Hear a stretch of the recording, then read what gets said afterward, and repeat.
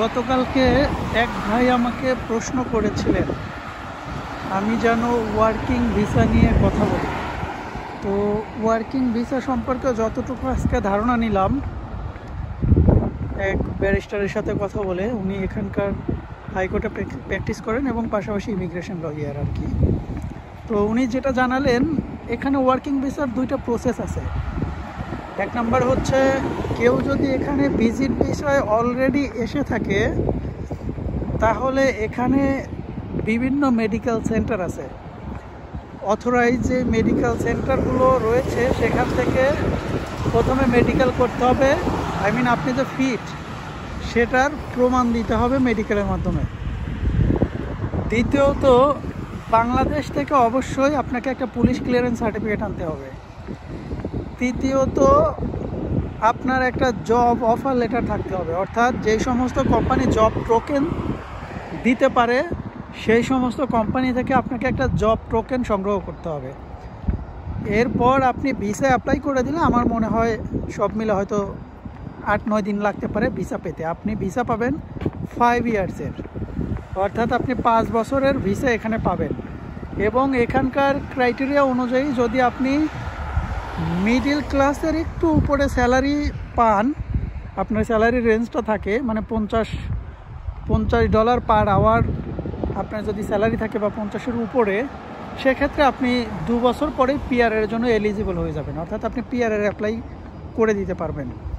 Same আপনি যদি বাংলাদেশ থেকে ওয়ার্কিং ভিসা করতে চান সেক্ষেত্রে আপনাকে একই একটা জব অফার লেটার নিতে হবে, পুলিশ ক্লিয়ারেন্স নিতে হবে এবং বাংলাদেশ থেকে আপনার মেডিকেল করতে হবে। এইগুলো হলে আপনি জবের জন্য অ্যাপ্লাই করে দিতে পারবেন। ভিসার জন্য আপনার ভিসা পেতে সময় লাগবে না, সব মিলে আর কি আমার মনে হয় 1 থেকে 1.5 মাসের মধ্যে আপনার টোটাল প্রসিডিউরটা শেষ হয়ে যাবে।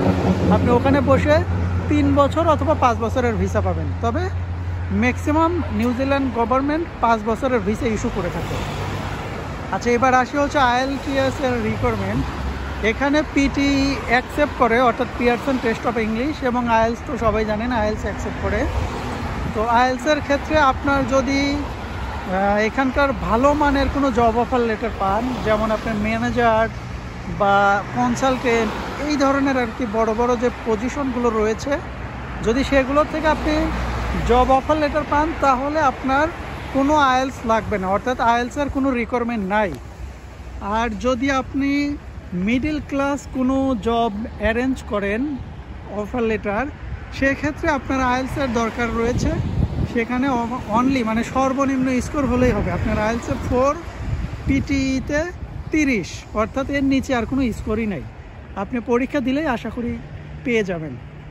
তো এই হচ্ছে আপনার ইংলিশ রিকোয়ারমেন্ট গেল।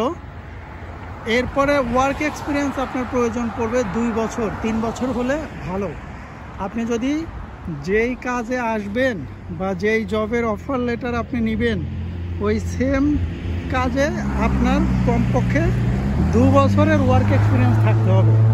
যদি 3 বছর থাকে তাহলে ভালো।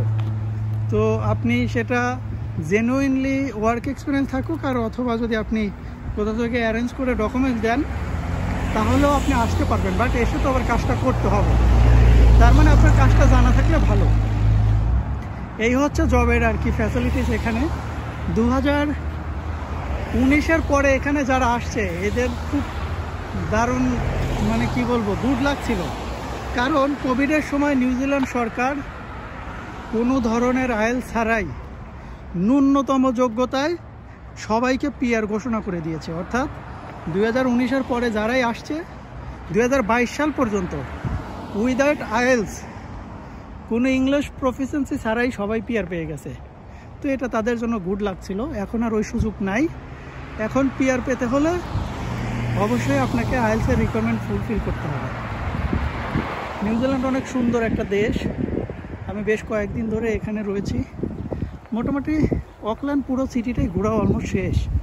এখন আমি আছি হচ্ছে এই জায়গাটার নাম ভুলে গেছি। এটা হচ্ছে ফ্ল্যাটবুশ থেকে আপনার ওয়েমাউন্টে যাওয়ার একটা রাস্তা আর কি, এক্সাক্ট জানা নাই যে এই রাস্তাটা কোনটা।